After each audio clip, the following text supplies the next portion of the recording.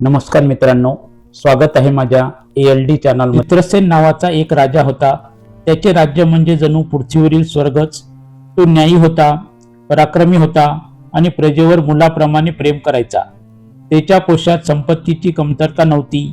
पदरी विद्वान पंडित होते आणि अंगानी हत्ती घोडे डोलत होते। राजाकडे सर्व काही होते, पण तरीही त्याच्या डोळ्यात एक खोल दुःख होते। एके दिवशी राजा आपल्या महालाच्या गच्चीवर उभा राहून आपल्या अथांग साम्राज्याकडे पाहत असतो। त्याच वेळी त्याला जाणीव होते की माझ्या पश्चात या सिंहासनावर बसणारे कोणीच नाही। माझ्या वंशाचा दिवा विझणार आहे। राजा आपल्या मनात म्हणतो, केवढे हे वैभव, पण हे कोणासाठी? मी मेल्यावर माझे पिंडदान कोण करेल? माझ्या पितरांना पाणी कोण देईल? ज्यांच्या अंगणात बाललीला घडत नाही ते घर म्हणजे स्मशानच। राणी प्रभावतीचे सांत्वन करत होती। राणी प्रभावती ही अत्यंत पतिव्रता आणि सात्विक स्त्री होती। तिने राजाची ही अवस्था पाहिली। ती राजाला म्हणते, महाराज, दुःख करू नका। नशिबात जे लिहिलं आहे ते भोगावेच लागते, पण ईश्वराची करुणा ही नशिबापेक्षा मोठी असते।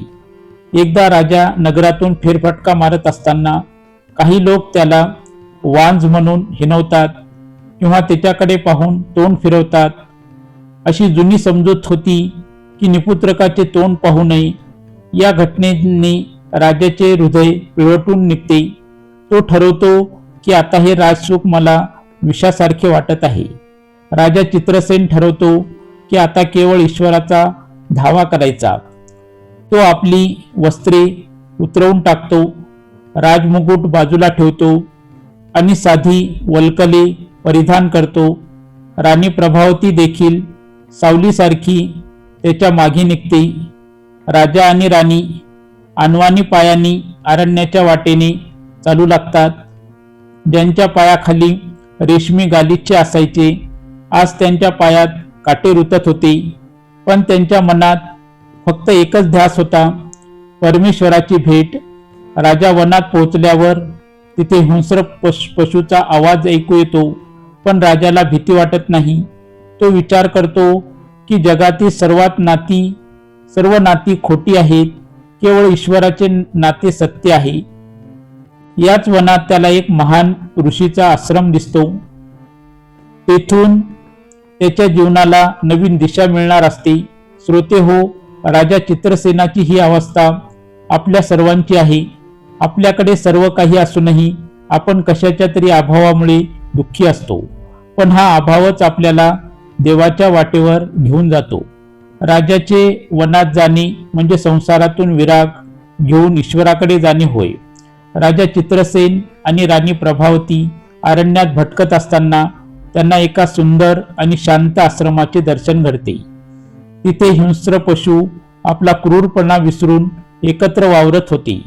तिथे त्यांना अगस्ती ऋषी आणि त्यांच्या विदुषी पत्नी लोपामुद्रा यांचे दर्शन घडते। राजा आणि राणी त्या ऋषीच्या तेजापुढे नतमस्तक होतात। राजाचे डोळे अश्रूने भरलेले आहेत। ज्या राजाने कधी कुणापुढे मान झुकवली नव्हती, तो आज एका महान गुरुच्या चरणी लोळण घेत आहे। अगस्ती ऋषी राजाला विचारतात, हे राजा, तू राजवैभव सोडून या अरण्यात का भटकत आहेस? तुझ्या चेहऱ्यावर एवढी विषण्णता का आहे? राजाचे उत्तर, ऋषीवर्य, माझं नशीब मला हसतंय।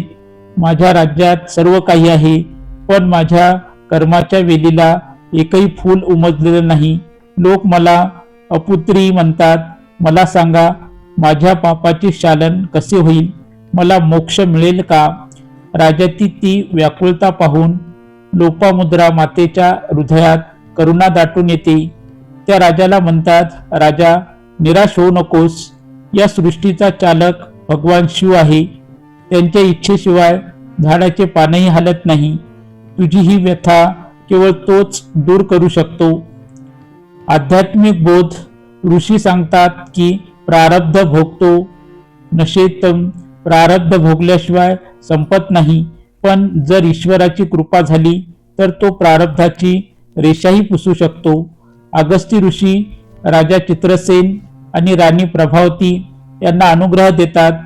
ते त्यांना ओम नमः शिवाय या महामंत्राची दीक्षा देतात. मंत्राचे महात्म्य ऋषी सांगतात की हा मंत्र केवळ अक्षरे नाही, तर हा साक्षात शिवांचा देह आहे. न म्हणजे पृथ्वी, म म्हणजे जल, शी म्हणजे अग्नी, वा म्हणजे वायू आणि य म्हणजे आकाश या 5 तत्वांचे नियंत्रण करणारा हा मंत्र तुझ्या सर्व संकटांचा नाश करेल. शिवाष्टकाचे पठण ऋषींनी त्यांना शिवाची स्तुती, शिवाष्टक शिकवली आणि विधीपूर्वक पूजा कशी करावी हे समजावून सांगितले.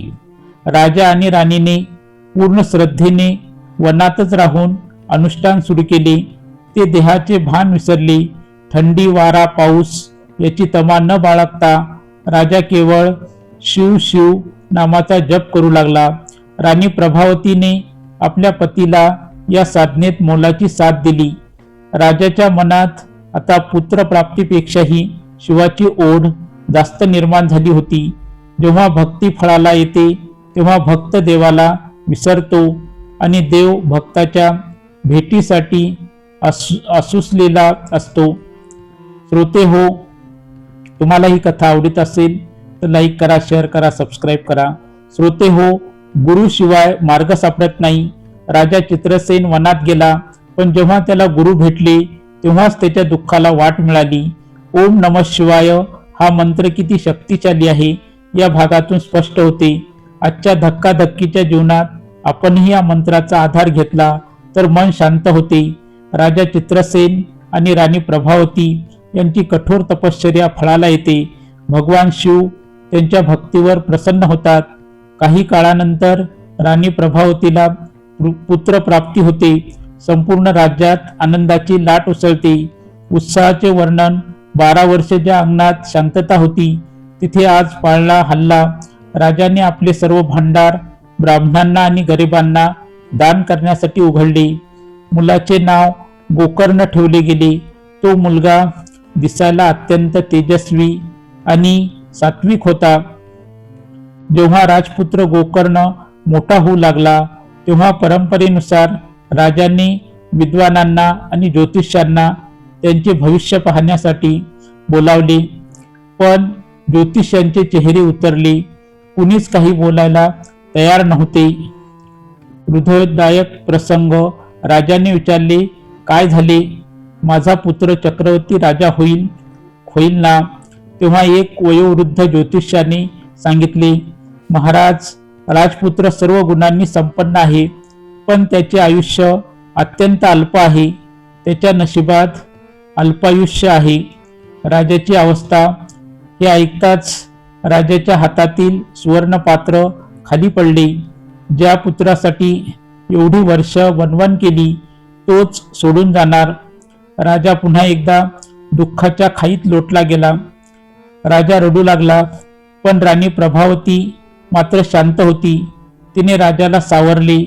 ती म्हणाली, महाराज, विधात्याने जे लिहिले आहे ते भगवान महादेव पुसू शकतात. आपण अगस्ती ऋषींनी दिलेल्या मंत्राचा विसर पडू देऊ नये. मृत्यू हा अटळ आहे, पण मृत्युंजयांची शिवांची भक्ती केल्यास यमराजही दारातून परत जातात. काळ कोणासाठी थांबत नाही. जसा जसा वेळ जवळ येऊ लागला तसा राजपुत्र गोकर्ण आजारी पडू लागला. त्याचे प्राण कंठाशी आले. राजवाड्याचे वातावरण शोकमय झाले. अंतिम क्षण आला. राजपुत्र बेशुद्ध पडला. वैद्यांनी हात टेकले. राजा आणि राणी त्याला समोर ठेवले आणि रडण्याऐवजी पुन्हा एकदा भगवान शिवांचा धावा सुरू केला. त्यांनी मुलांच्या कपाळावर भस्म लावले आणि त्याच्या कानात ओम नमः शिवाय हा मंत्र जपू लागले. श्रोते हो, हा प्रसंग आपल्याला शिकवतो की संकटाच्या वेळी रडण्यापेक्षा प्रार्थना करणे जास्त शक्तिशाली असते. जेव्हा डॉक्टरांचे आणि वैद्यांचे उपाय संपतात तेव्हा ईश्वराचा चमत्कार सुरू होतो. राजाने हार मानली नाही. त्याने शिवाला साकडे घातले. यमदूत आणि कालपाशाचे आगमन झाले. राजपुत्र गोकर्णाचे प्राण कंठाशी आले होते. संपूर्ण राजवाड्यात शोककळा पसरली होती. सूक्ष्म रूपात यमदूत तिथे प्रगटले. त्यांनी आपला भयानक कालपाश, मृत्यूचा फास राजपुत्राच्या गळ्याभोवती टाकण्यासाठी हात पुढे केला. एकीकडे मृत्यू उभा होता आणि दुसरीकडे राजा आणि राणी डोळ्यातून अश्रू ढाळत होते. ओम नमः शिवायचा जप करत होते.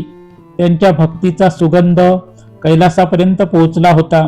जसा यमदूतांनी हात पुढे केला तसा अचानक राजवाड्यात एक दिव्य प्रकाश पसरला. भगवान शंकरांनी आपले 2 वीर गण नंदी आणि भृंगी यांना तिथे पाठवले.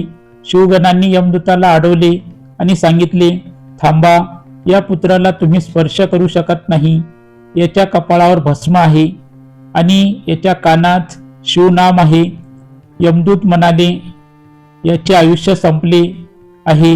नियतीचा नियम आम्ही पाळत आहोत. त्यावर शिवगण गरजले, ज्याला शिवाचा आधार आहे त्याच्यासाठी नियतीचे नियम बदलले जातात. स्वतः यमराज तिथे प्रगट झाले. पण जेव्हा त्यांनी पाहिले की हे बालक शिवभक्तीने रक्षिलेले आहे तेव्हा त्यांनी आपले हात जोडले. यमराज म्हणाले, ज्याच्यावर महादेवांची कृपा आहे त्यांच्यावर माझा अधिकार चालत नाही. यमराज तेथून माघारी फिरले आणि राजपुत्र गोकर्ण जणू गाढ झोपेतून उठल्यासारखा जिवंत झाला. चमत्कार झाला. जो मुलगा मृतपाय झाला होता तो रसरशीत आयुष्यासह उठून उभा राहिला. त्याच्या शरीरातून एक दिव्य तेज ओसाडून वाहत होते. राजा चित्रसेन आणि राणी प्रभावती यांच्या आनंदाला पारावर उरला नाही. त्यांनी राजपुत्राला हृदयाशी धरले. त्यांना जाणीव झाली की हा मुलगा आता केवळ त्यांचा राहिला नसून तो शिवाचा प्रसाद झाला आहे. राजाने पुन्हा एकदा वनात जाऊन अगस्ती ऋषीचे पाय धरले आणि त्यांचे आभार मानले. राजा चित्रसेन, राणी प्रभावती आणि राजपुत्र गोकर्ण यांनी आपले उर्वरित आयुष्य शिवभक्तीत घालवले. शेवटी ते सर्व संदेह कैलासाला गेले. अशी ही आघात शिवलीला आहे. राजा चित्रसेन आणि राणी प्रभावती यांच्या जीवनातील संकट हे केवळ दुःख नव्हते, तरी ती त्यांना ईश्वराच्या जवळ नेणारी एक संधी होती. आपल्या आयुष्यात जेव्हा एखादे दार बंद होते तेव्हा समजून जावे की ईश्वर आपल्यासाठी दुसरे अधिक मोठे दार उघडत आहे. राजाने राजवाडा सोडला नसता तर त्याला अगस्ती ऋषी भेटले नसते आणि शिवकृपाही लाभली नसती. या कथेतून आपल्याला 2 महत्त्वाच्या गोष्टी शिकायला मिळतात. मंत्राचे सामर्थ्य. ओम नमः शिवाय हा केवळ मंत्र नसून ते एक कवच आहे. राजाने जेव्हा हा जप केला तेव्हा यमराजालाही आपले पाश मागे घ्यावे लागले. शरणागती. जेव्हा आपण म्हणतो की माझ्याकडे काहीच उरले नाही तेव्हाच देव म्हणतो, आता मी सर्व सांभाळीन. राजाची पूर्ण शरणागती गतीच त्याच्या पुत्राचे प्राण वाचवू शकली. आजच्या धावपळीच्या युगात आपल्याला चित्रसेनासारखी राज्ये नसतील, पण आपल्या प्रत्येकाच्या आयुष्यात काही ना काही उणीव नक्कीच असते. कुणाकडे पैसा आहे तर शांती नाही, कुणाकडे आरोग्य आहे तर समाधान नाही.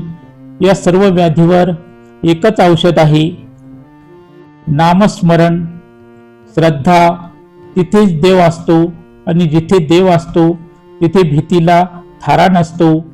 शिवलीलामृताचा हा अध्याय आपल्याला सांगतो की तुमची परिस्थिती कितीही कठीण असली, डॉक्टर किंवा जगाने तुमचे प्रयत्न सोडून दिले असले तरी त्या नीलकंठावर विश्वास ठेवा. तो हलाहल विष पचवणारा देव तुमच्या आयुष्यातील दुःखही नक्कीच प्राशन करेल. या अध्यायाचे पठन केल्याने खालील लाभ होतात असे मानले जाते. वंशवृद्धी, निपुत्रिकांना गुणी संतान प्राप्त होते. आरोग्य, घरातील आजारपण आणि अडीअडचणी दूर होतात. भयमुक्ती, मृत्यूचे किंवा संकटाचे भय उरत नाही. चला तर मग आज आपणही संकल्प करूया की परिस्थिती कोणतीही असो, आपण ईश्वरावरील विश्वास ढळू देणार नाही. जशी राजा चित्रसेनाची हाक महादेवाने ऐकली, तशीच तुमची ही हाक तो नक्कीच ऐकेल. ही कथा जर तुम्हाला आवडलेली असेल तर माझ्या चॅनलला लाईक करा, शेअर करा. चॅनलवर जर नवीन असताल तर चॅनलला सबस्क्राईब करा. तुम्ही जर महादेवाचे खरे भक्त असताल तर कमेंटमध्ये हर हर महादेव लिहा. प्रत्येकजण आपल्या तब्येतीची काळजी घ्या. तर पुन्हा भेटूयात अशा नवीन कथेसह. तोपर्यंत धन्यवाद, नमस्कार, जय हिंद, जय महाराष्ट्र.